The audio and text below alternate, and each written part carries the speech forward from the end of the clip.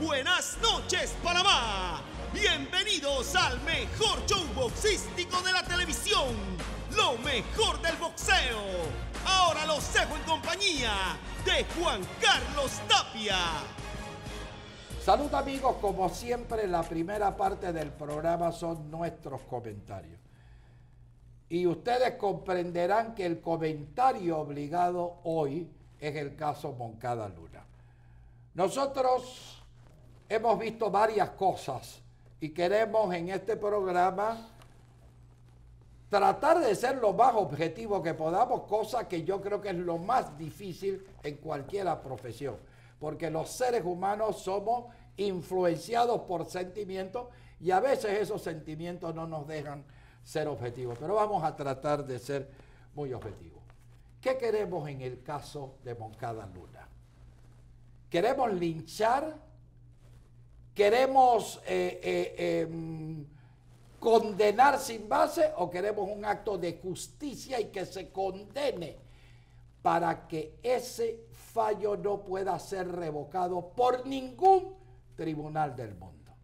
Yo no solamente, y esto quiero aclararlo desde un inicio, quiero ver a todo funcionario que se le pruebe actos de corrupción en un juicio que se respeten las garantías procesales, lo quiero ver en la cárcel. Pero no solo a Moncada Luna, yo quiero ver a muchos otros magistrados que todos sabemos y tendrá que probarse en las investigaciones si han sido corruptos o no. Pero también quiero ver a diputados, a exministros, a expresidentes que no pueden justificar hoy los bienes que tienen. Entonces, repito, empiezo este comentario diciendo: si Moncada Luna no puede probar, sin lugar a menor duda, cómo adquirió sus apartamentos, tiene que pagar el peso de la justicia. Esa es mi posición, número uno. Y por eso hoy he invitado a uno de los constitucionalistas más respetados de Panamá, el doctor Ernesto Cedeño. Ernesto, bienvenido, no es la primera vez que Ernesto viene a mi programa. ¿Y por qué he invitado a Ernesto Cedeño? Porque yo lancé un tuit, el que se lo quiera indilgar, que se lo indilgue. Para mí un constitucionalista no es el que más conocimiento despliegue de las leyes, sino el que más imparcialidad muestre en los medios de comunicación. Y yo he visto al doctor Antinori, persona que respeto desde hace muchos años por sus conocimientos, que no ha sido imparcial en los medios de comunicación. Se ha dedicado a aflorar sus sentimientos negativos por encima de su inteligencia y de su interpretación. Y yo creo que cuando un abogado antepone sus sentimientos a su inteligencia, ahí perdió credibilidad e inclusive puede perder el caso. Gran parte de este comentario le va a tocar esta noche a una persona que quiero mucho, y que es uno de mis abogados, Sidney Citón. Pero empiezo. De lo que usted ha visto, doctor Cedeño, de lo que hemos visto todo en la televisión, ¿cree usted que se han cumplido las garantías procesales en este primer juicio de imputación? Primero, bendiciones Panamá. Coincido con usted en el sentido de que conforme al enriquecimiento injustificado, priva el principio de reversión de la carga a la prueba. Esto quiere decir que todas aquellas personas con mando y jurisdicción que ocuparon un cargo público tienen que probar realmente la licitud de sus bienes. Así que, sinceramente, si él no logra, en este caso el magistrado Moncada, probar la licitud de sus bienes, entonces sí tiene un problema muy serio y que todo el peso de la justicia le caiga.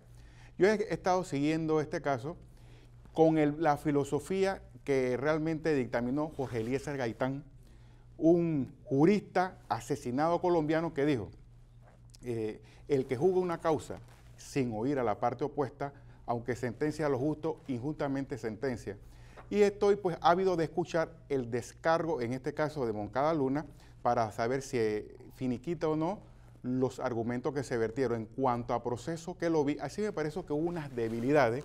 En este caso yo creo que producto de que esto es la primera vez que se encausa a un magistrado de la Corte Suprema de Justicia bajo el sistema procesal penal.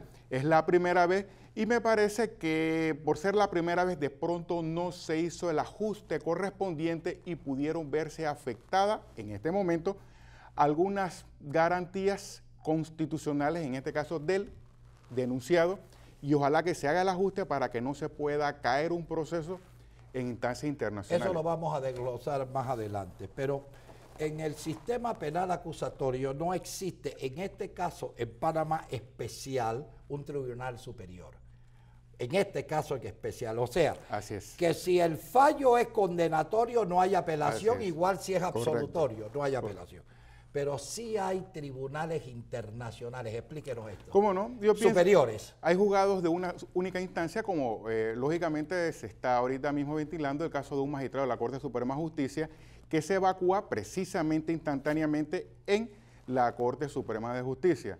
Las personas que se pudieran sentir afectadas, si el caso es adverso, tienen toda la instancia a acudir a la Comisión Interamericana de Derechos Humanos y luego a la Corte Interamericana de Derechos Humanos alegando presunta pretermisión de las garantías constitucionales y de las convenciones americanas de derechos humanos. Esa es la potestad y el derecho que tiene cualquier persona. Es el caso, por ejemplo, de Ana Matilde Gómez, que acudió a instancias internacionales. Creo que el fallo debe venir en breve. Y entonces, no se sorprendan que sea favorable a ella. Ella tiene tuvo todo el derecho de acudir a instancias internacionales como lo podría tener el magistrado Moncada, si es que queda culpable, o cualquier otra persona que se pueda sentir afectada por un proceso. Para hacerlo en palabras más sencillas, si en el caso, vamos a poner el caso de la licenciada Ana Matilde Gómez, que ya ella tiene el caso, ya tiene el tiempo y puede venir el fallo.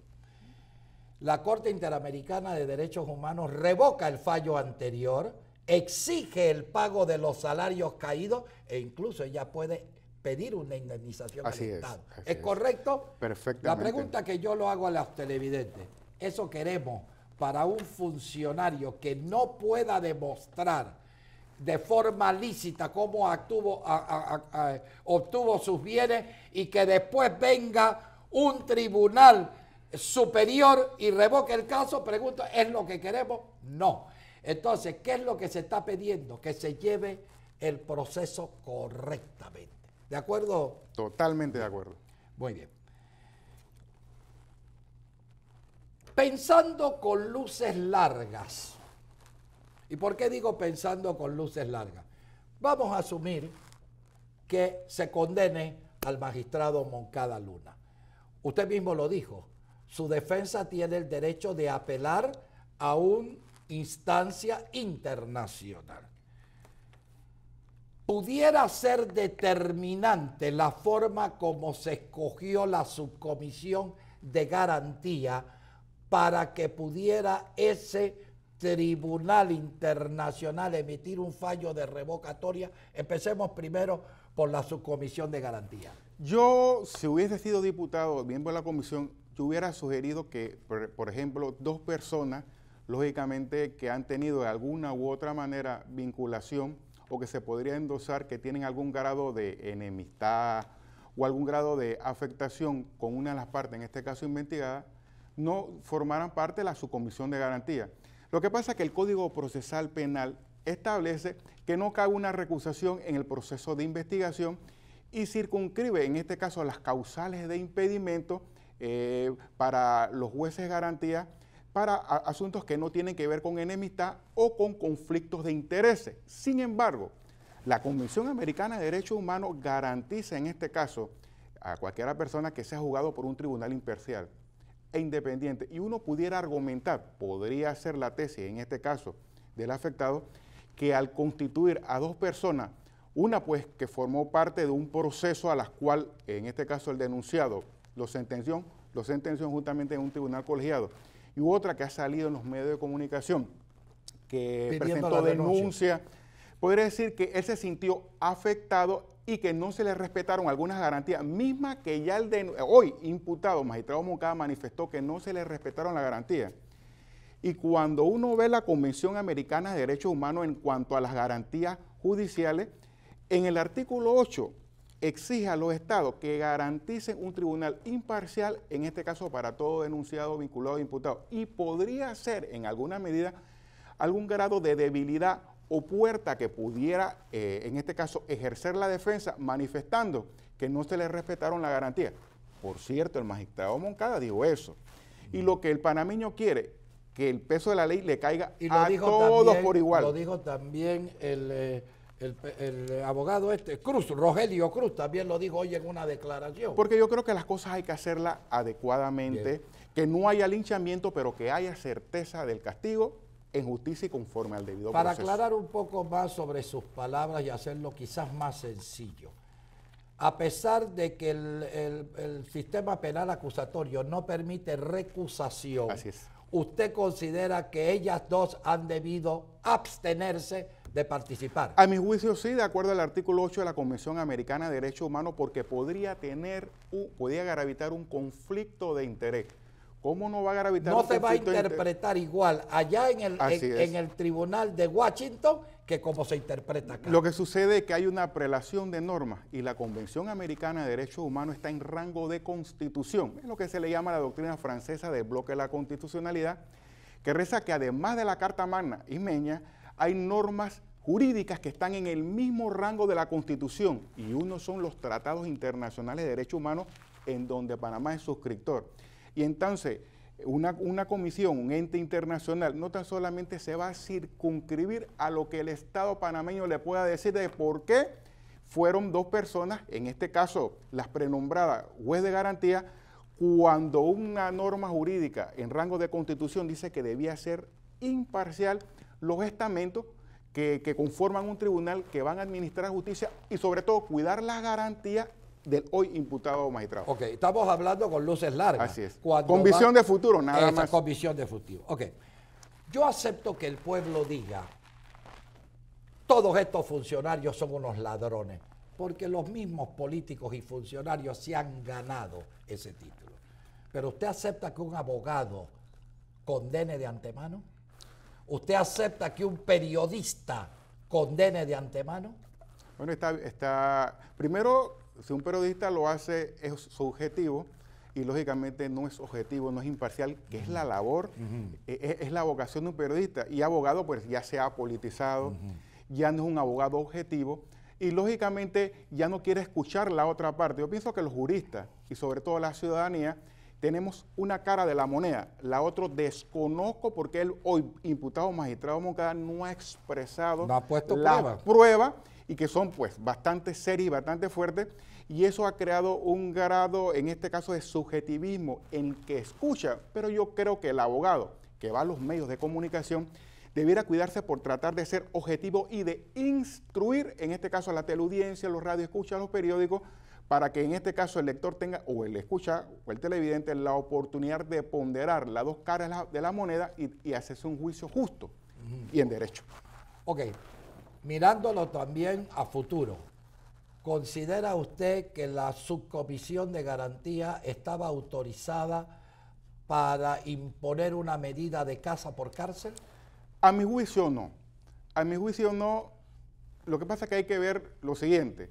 Conforme a la Constitución, a los magistrados de la Corte Suprema de Justicia lo juzga y lo acusa, en este caso la Asamblea Nacional de Diputados, de acuerdo al artículo 160, y viceversa. Precisamente a los padres de la patria, los diputados, se acusan, se procesan en el Pleno de la Corte Suprema de Justicia. Ahora bien, si uno va al tenor de la Constitución, desde la Constitución de 1941 en el artículo 139, te dice que ningún magistrado y juez puede ser detenido o arrestado sin el aval del ente juzgador. De la Constitución de 1941, es mi criterio, ni siquiera había salido el sistema penal acusatorio en Panamá, que eso fue en 2008. Si nosotros vemos la historia constitucional, debiéramos colegir que la persona habilitada desde el punto de vista jurídico para decretar una medida de casa por cárcel, que no es nada más que un arresto domiciliario, debiera ser el Pleno, en este caso, de la Asamblea Nacional de Diputados. Ahora, eso está, en este caso, bajo análisis de ahorita mismo el Pleno de la Corte Suprema de Justicia y ellos dirán, Hay un amparo interpuesto. Un habeas corpus. Un habeas corpus. ¿Qué es lo interesante? Y es lo que nosotros debemos ahorita mismo precisar. Yo veo una debilidad en cuanto a la estructura jurídica, en este caso el Código Procesal Penal. Porque el proceso que se le está siguiendo hoy un magistrado, que mañana podrían ser otros, es el mismo y el presidente, porque es el mismo eso es lo que iba, es el mismo proceso, sistema que gravita contra el presidente y vicepresidente. La Constitución no permite, o sea, no establece que se establezcan medidas cautelares para el señor presidente o la señora vicepresidenta. Y si esta es la interpretación de la subcomisión de garantía, en este caso del Poder Legislativo, está sometiendo al Poder Judicial y puede someter al Poder, en este caso Ejecutivo, en el sentido de permitir que un ente que no juzga al señor presidente, que es una subcomisión de garantía, pueda determinar medidas cautelares contra ellos cuando la Constitución y el Código Procesal Penal reza que para establecer medidas cautelares a los diputados no puede ser la subcomisión de garantía o un juez de garantía, sino el Pleno de la Corte. Entonces, o el Pleno de la Asamblea, en este caso. Por eso, si la Constitución y el Código Procesal Penal en el procedimiento especial dice que a cualquier diputado que se le va a establecer una medida cautelar debe avalarlo el Pleno de la Corte, en esa misma jerarquía debiese analizarse que para permitir o establecer una medida cautelar contra un magistrado de la Corte Suprema de Justicia por jerarquía, por equilibrio de poderes, debiera ser el Pleno de la Asamblea Nacional de Diputados y no una subcomisión, porque están analizando, aplicando un procedimiento general, que es lo que puede hacer un juez de garantía, y no se han ido al procedimiento especial, que permite, en este caso, ponderar la majestad del cargo, y eso es lo que yo veo como una debilidad de análisis del Poder Legislativo. Gracias.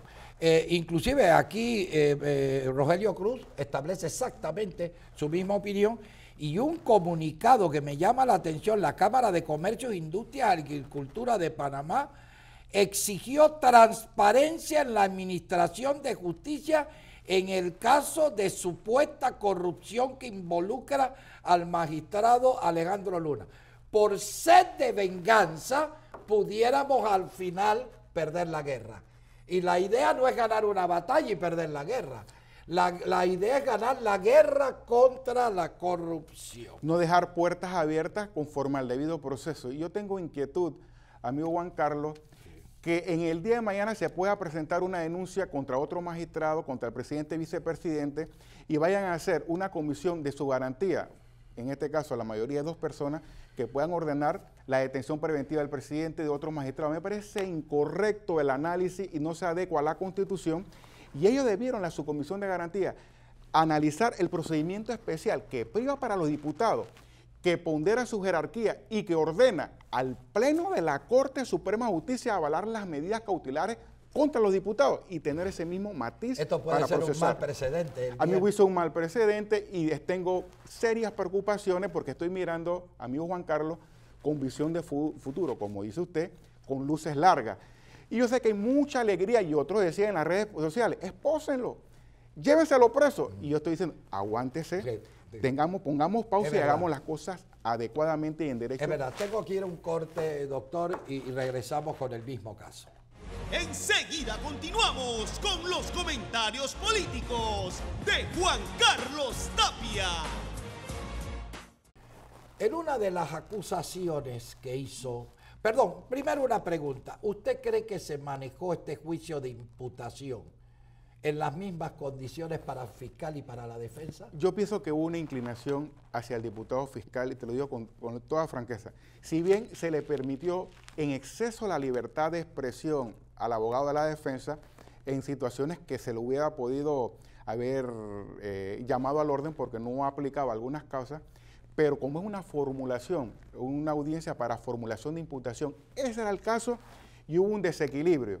Me acuerdo perfectamente cuando el abogado de la defensa manifestó, yo no he tenido contacto con algunas evidencias que el diputado fiscal manifestaba, y en la abogada que presidía manifestó, esta no es la instancia. Y definitivamente al manifestar que esa no es la instancia, sabiendo que las medidas cautelares se toman de acuerdo inclusive a las evidencias que se presentan, a mi juicio estableció una especie de desequilibrio, en este caso que pudiera ser debilitar el principio que está en el artículo 3 cuando habla que con principios de proceso deben establecerse en estricta igualdad de las partes.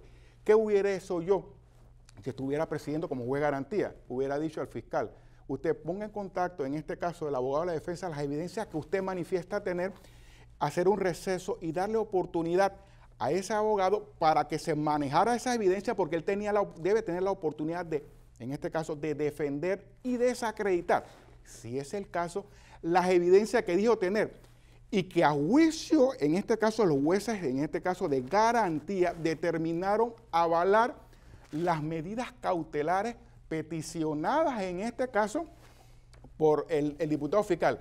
Y entonces el sistema penal acusatorio es garantista y lleva un plano de la igualdad. Y yo, que como abogado litigante, yo fungí como magistrado, he fungido como juez, como asesor de la Contraloría, ahora soy litigante, yo me hubiera sentido en desventaja si hubiese sido, en este caso, el abogado de la defensa, porque si yo no conozco las evidencias, unas declaraciones que habían manifestado, ¿cómo yo voy a poder tratar de desvirtuar esa vinculación que acto seguido iba a propiciar la implantación de medidas bien severas, cautelares, si yo no conozco y no tengo oportunidad de defender a mi cliente? Así que yo vi una especie de desigualdad, bien, a mi criterio, en esa etapa. Para abonar a lo que usted dice, el fiscal no se excedió al acusar que encontró un fallo que favoreció al Banco Universal ligado con este señor que fue el que le prestó el dinero, aparentemente,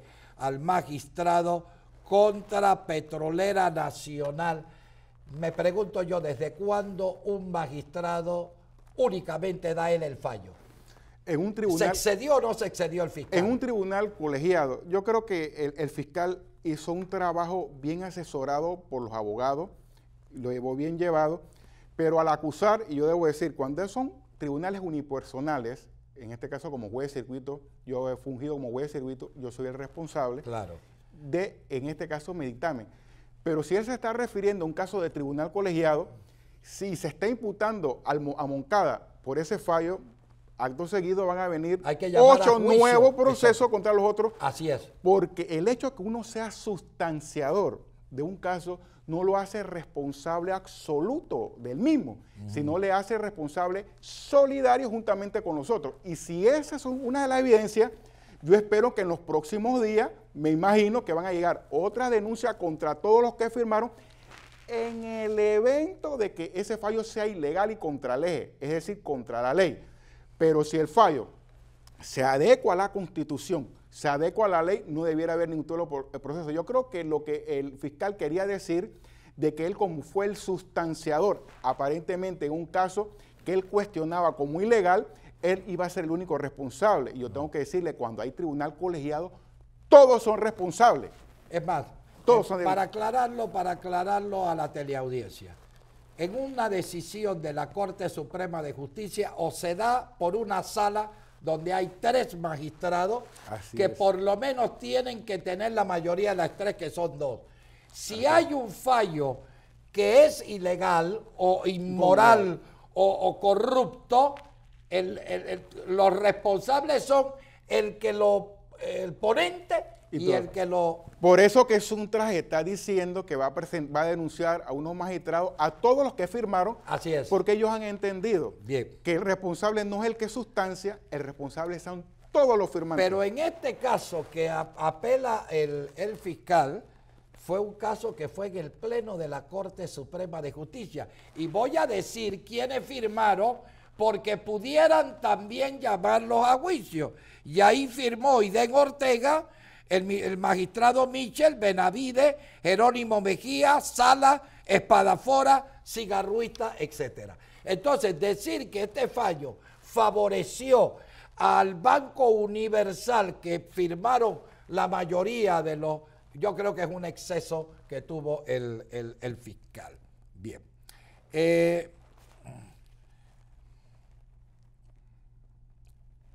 ¿Queremos justicia? Yo creo que el ciudadano está ávido de justicia, y yo igual.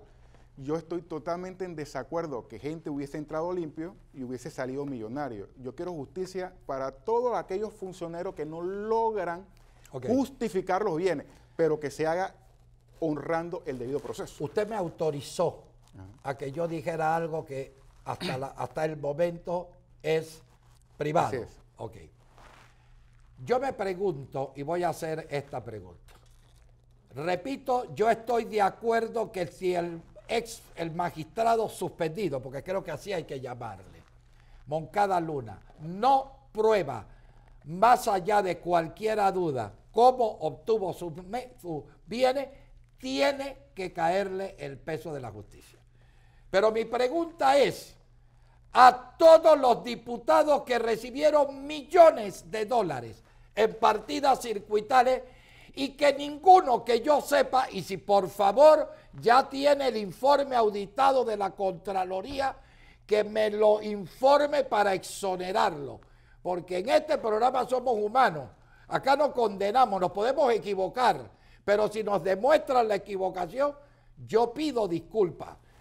Pregunto yo a esos diputados, no de 1,7 millones, diputados que recibieron 16, 14, 12 millones y que no han justificado, ¿no merecen también que sean investigados por la Corte Suprema de Justicia y de encontrarse que no lo pueden justificar, que les caiga el peso de la ley?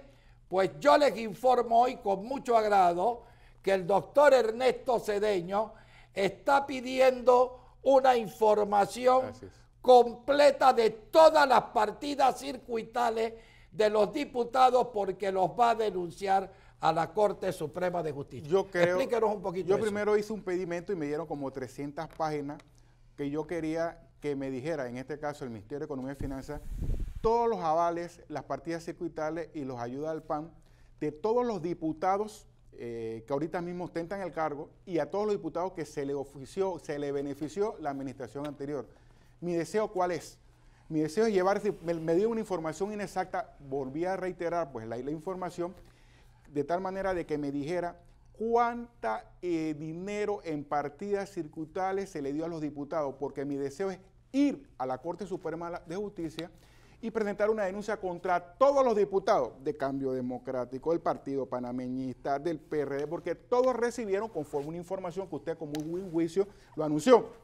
Porque a mí me parece incorrecto que hayan dos justicias electorales, una que ahorita mismo se vierte en el Tribunal Electoral y que están siendo procesados algunas personas que se beneficiaron con partidas circuitales y otras que se beneficiaron los diputados están como si nada en el hemiciclo legislativo. Yo pienso que ellos deben responder. Déjeme decirle algo más, son parte de la comisión de credenciales. Ellos tienen que hacerle frente y tienen que justificar con auditos avalados por la Contraloría si utilizaron ese dinero o no. Y por eso, en base a la información, espero ir a la Corte Suprema para denunciarlo a todos. Seguimos en forma didáctica. ¿Qué falta de aquí a ahora? Bueno, en el caso de Moncada. Faltan los 2 meses que tiene en este caso la Fiscalía para recabar las pruebas. Igualmente la defensa va a hacer las mismas pruebas. Y falta que si él logra tratar de fundamentar su caso, va a pedir una acusación a la subcomisión lo valida, si cree que hay mérito para llamar a juicio, lo pasa a la comisión permanente, se hace una audiencia para validar si sobresee o no, en este caso, al magistrado diputado, y si considera que hay mérito para abrir una apertura a juicio, entonces va al Pleno de la Asamblea Nacional de Diputados para el enjuiciamiento de rigor. Y requiere 2/3 partes para la condena.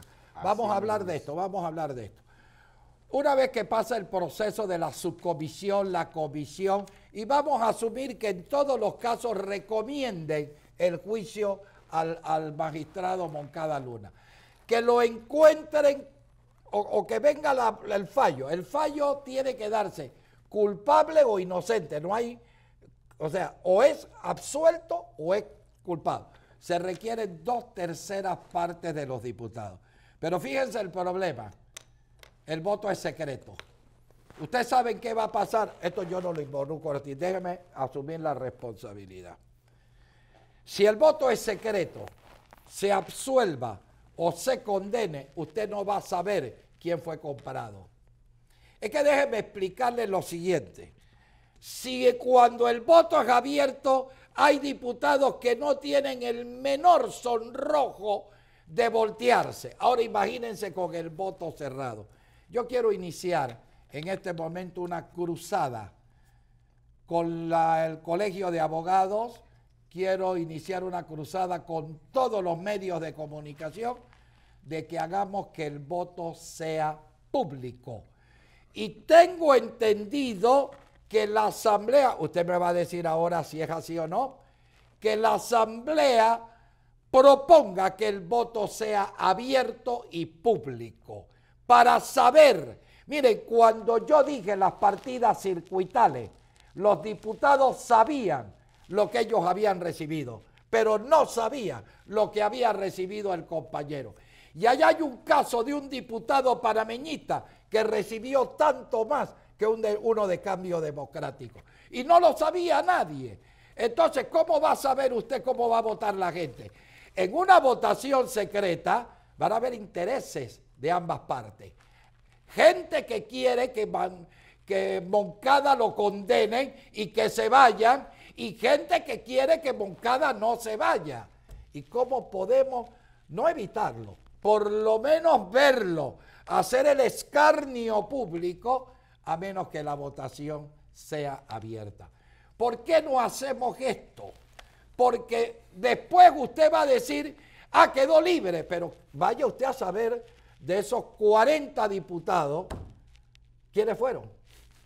¿Se puede o no se puede hacer? Bueno, a mi criterio, el 475 del Código Procesal Penal reza que el voto debe ser secreto. Hay una contraposición de normas. El reglamento orgánico del régimen interno de la Asamblea Nacional de Diputados te habla de la posibilidad de que haya la posición de que el voto sea público. Pero jurídicamente, cuando una norma general dice un asunto y otra norma especial dice otra cosa, priva lo especial de acuerdo a normas de interpretación de la ley. Y pudiera esgrimirse la tesis, que es la tesis de quien conversa, de que el voto debe ser secreto por virtud del artículo 475 del Código Procesal Penal dentro del proceso especial. Pero en fin, es un asunto de interpretación. Lo cierto es que la presión ciudadana no puede hacer que los diputados, especialmente con tanto diputado nuevo que hay, que demuestren que este órgano del Estado que hoy juzga a un magistrado tiene la idoneidad para hacerlo correctamente.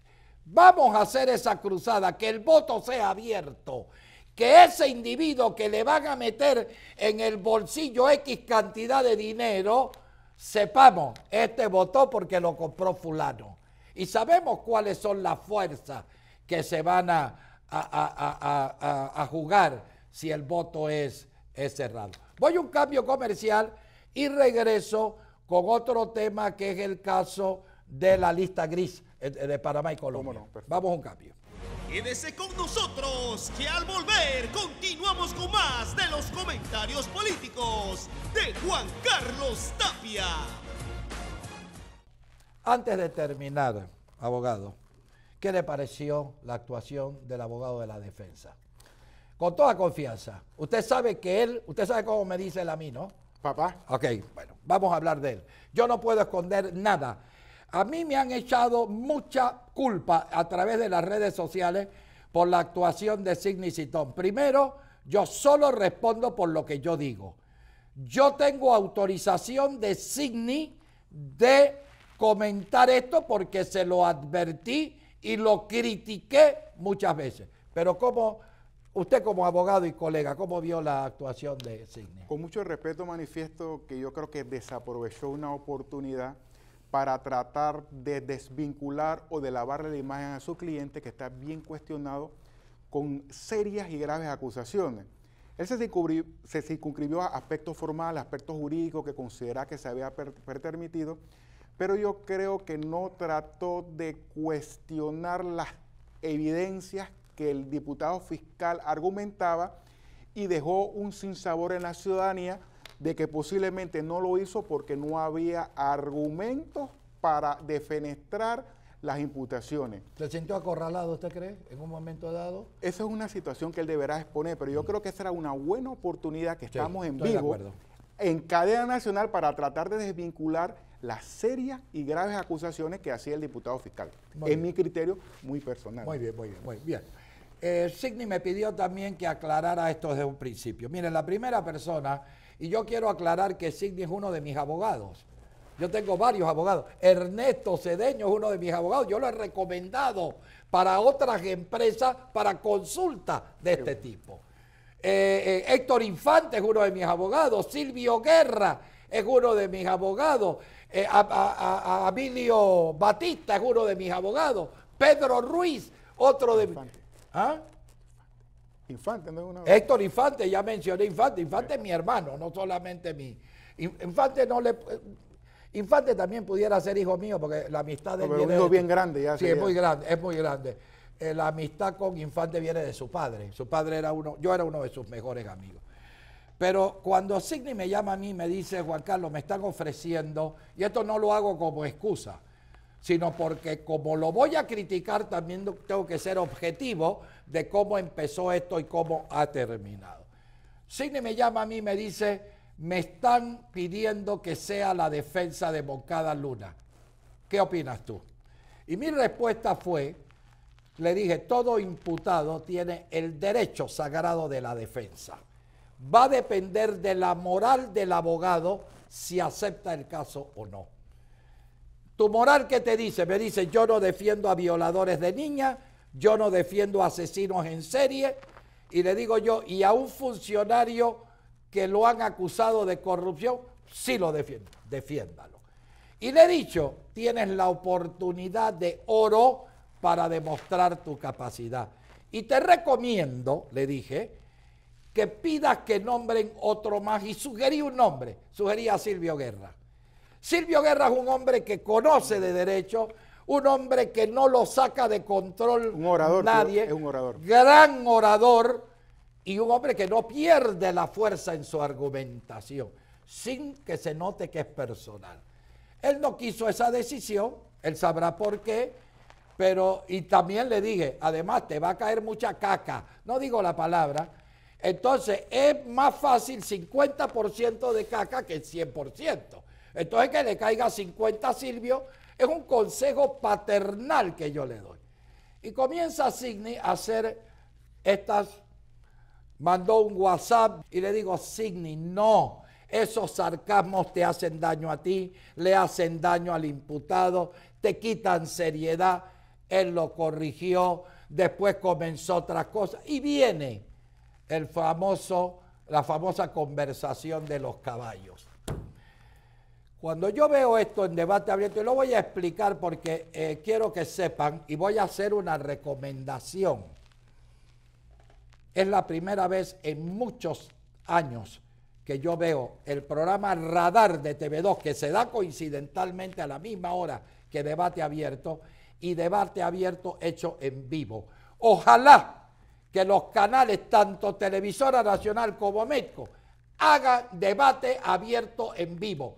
Si yo pudiera si yo fuera dueño de Metco, esto que yo estoy grabando 1 hora antes de salir en mi programa, me gustaría hacerlo en vivo. ¿Por qué? Porque tengo la información al segundo. Cuando usted pregaba un programa, que todos estos programas, debate abierto y radar, son grabados a veces el jueves, el viernes, el domingo ya han pasado cosas, pero había tanta importancia que fuera en vivo que se hizo en vivo. Ojalá lo pudieran hacer en vivo para beneficio, pero como todos sabemos que debate abierto se hace grabado y el domingo lo maneja Álvaro Alvarado, Signy el domingo en su casa, primero yo vi el programa cuando decía que llame el abogado de la defensa, había unos paneles, que llame el abogado de la defensa y yo veía que Signy no llamaba, después Signy me explica, lo llaman al celular, Signy coge el teléfono, él está en ese momento descansando en su finca donde tiene caballo, pero está con sus hijos y su esposa. Le llaman y le dice, te llama Tenógenes Rodríguez de Debate Abierto, que él no está viendo televisión, él no está viendo nada, él pensó, me está llamando este. Entonces, ¿qué le contesta él? Mala contestación, porque uno debe saber contestar. Atenógenes, yo estoy hablando con los caballos y prefiero seguir hablando con ellos que contigo. Así es. Entonces cerró enseguida. Él a mí me dice que ni siquiera sabía que él estaba al aire. Y después comienzan a llamarlo. Yo lo llamo y le digo, es la más grande metida de pata que has hecho en tu vida, tienes que pedir disculpas. Sin embargo, yo le dije, con todo y que no sabías, le tienes que pedir perdón al panel. Tengo entendido que anoche lo hizo. No, ayer lo hizo, tengo entendido que ayer lo hizo. Yo no vi el programa. Sí lo hizo el mismo domingo en Next TV, yo lo vi, pidió disculpas a los panelistas, pero fue una metida de pata. Entonces, ¿qué le he dicho yo a Sidney? Sidney, primero, el abogado, y le voy a preguntar esto, abogado. Cuando un abogado antepone sus sentimientos a su inteligencia, ¿qué pasa? Hace crisis porque no está aplicando una máxima que se enseña en el derecho. Los negocios se atienden como propio, mas se quieren como ajeno. El sentimiento se debe soslayar porque puedes afectar precisamente hasta tu mismo cliente. Así mismo es. Entonces, eso era lo que yo quería hablar. Sidney sabe, él es consciente. Repito, yo no tengo nada que ver con lo que diga Sidney, ni siquiera lo que digan mis hijos. Yo soy responsable de lo que yo digo. Lo que yo he dicho hoy, toda palabra, soy responsable. Pero vamos a terminar. Anoche se da una situación que muchos panameños inicialmente lo tomamos como una victoria. Yo estaba, antes de anoche, perdón, yo estaba en un concurso de piano y ahí me pusieron, Colombia no producirá, o sea, no presentará a Panamá en la lista gris como paraíso fiscal. Entonces yo escuchaba los comentarios, ¿no? Ajo, es que los amenazamos, que le íbamos a mandar. No es eso. Explíquenos qué pasó. Bueno, yo creo, primero, que nuestra canciller ha hecho gala de esos dotes que tiene como mediadora. Me sumo a esa felicitación. Yo creo me que sumo a esa felicitación. Tenemos una canciller de lujo. Así es. Es la reina del gabinete. Así es. En ese sentido.